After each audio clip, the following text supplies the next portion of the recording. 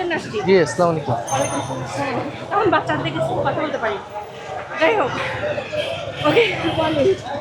কিসে পড়ো বাবু? জুলাই আন্দোলন যেটা কিন্তু আপনাদের আন্দোলন স্থগিত হয়ে গেছে, সেটা কিন্তু আরেকটু যাচ্ছে।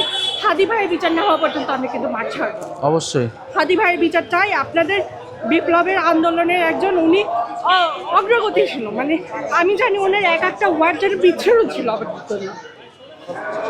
তো আমরা হাদি ভাইয়ের বিচার কিন্তু ছাড়বো না। তো আমরা তো চাই আপনি এবং হাসনাত ভাই অবশ্যই দলীয় হোক বিরোধী দলীয় হোক সংসদে থাকেন এবং আমাদের হয়ে রিপ্রেজেন্ট করেন। আমরা যেহেতু জিএনজি শক্তি, আমাদেরকে রিপ্রেজেন্ট আপনাদের করতেই হবে ইনশাল্লাহ আপনাদের দোয়া থাকলে কিন্তু হাদি ভাইয়ের আমাদের বিচার কিন্তু নির্বাচনের এবারের প্রধান এজেন্ডাই হাদি ভাইয়ের যে হত্যাকারী তার বিচার, তাকে দেশে ফেরত আনা। আপনাদের সময় ছিলাম ইভেন আন্দোলনের দিন আমার বাচ্চাকে আমরা বাসায় রেখে আমি আর আমার হাজবেন্ড গেছি। আমার হাজবেন্ড অনেক আহত হয়েছিল, রক্তপাতের অবস্থা খারাপ। আমার বাচ্চাকে আমি বলে গেছি, মানুষের বুয়ার হাতে দিয়ে বলছি যে আমরা যদি মারা যাই আমার বাচ্চাটাকে খালি আমার মায়ের কাছে পৌঁছে দেবে। কিসে পড়ো বাবু? কিসে পড়ো তুমি? আমরা বুঝতে পারলাম না যে কেন হাদি ভাই এইভাবে চলে গেল।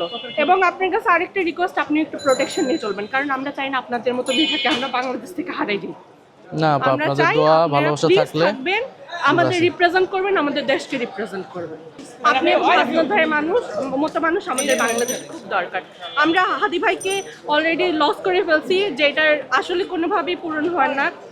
মানে আমরা চাচ্ছিলাম এই তিনজন মানুষ অন্তত বাংলাদেশকে রিপ্রেজেন্ট করুক। আমরা তো প্রথমের দিকে ভাবছিলাম প্রধানমন্ত্রী পদে আমরা হচ্ছে নাহিদ ভাইকে দেখবো, বাট আপনারা কেন যে পরে যোগ দিলেন, হয়তো আপনাদের দলীয় একটা ইয়ে থাকতে পারে। ঐক্য দরকার, আমাদের একটা ঐক্যবদ্ধ জায়গা দরকার। অবশ্যই দরকার। আপনাদের আরো স্ট্যান্ড অনেক ভালো হোক এবং